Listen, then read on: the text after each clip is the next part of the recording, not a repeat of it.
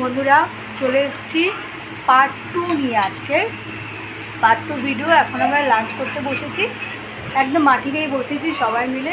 মাসিমুনি ওই যে ফুচকাটাকে খাওয়াচ্ছে, তো ফোন দেখতে দেখতে খাচ্ছে। যাই হোক, তো আমরা এই যে খাবার নিয়ে বসে আছি। মাসিমুনি ফুচকাটাকে খাওয়ানো হয়ে গেলে আমরা সবাই মিলে একসঙ্গে খাবো।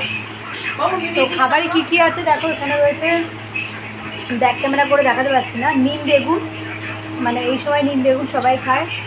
ডাল সিদ্ধ রয়েছে, স্যালাড দেখা যাচ্ছে কি, আচ্ছা আমি অ্যাড্রেস একটু বাড়ি রয়েছে, স্যালাড, এঁচোড়, নিরামিষ এঁচোড়ই রান্না হয়েছে, এগুলো সব মা করেছে।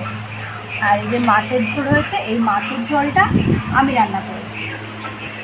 তো দেখো সব রেডি করে বসে আছি, খাওয়ানো হয়ে গেলে আমরা সবাই একসঙ্গে খেতে পারি। খাওয়া স্টার্ট হলো।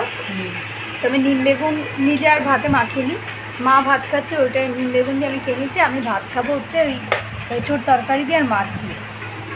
দেখো মা মেয়েকে ফুচকাটা খাওয়া হয়ে গেছে, বসে বসে ফোনে রিলস দেখছে।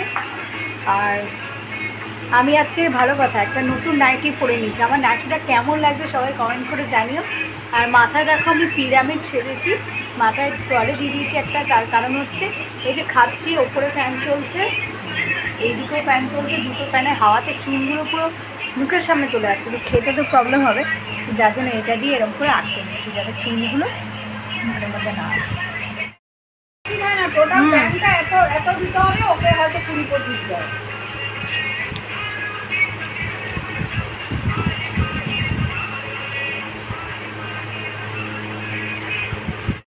খাওয়া দাওয়া প্রায় শেষের দিকে। আবার মাছ খেয়েছি, কিন্তু মা বললো যে মাছের মাথাটা খা একটু, চিবা মাছের মাথা।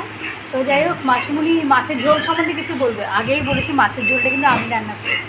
নাও, জুয়েল মাছের ঝোল রান্না করেছে, পুরো সাদা মাটা, মানে কিছুই সেরকম মনে, অথচ দুর্দান্ত খেতে হয়েছে, মানে অসাধারণ লাগে। গরমের সময় এই ধরনের ঝোল হলে আর কিছুই দরকার হয় না।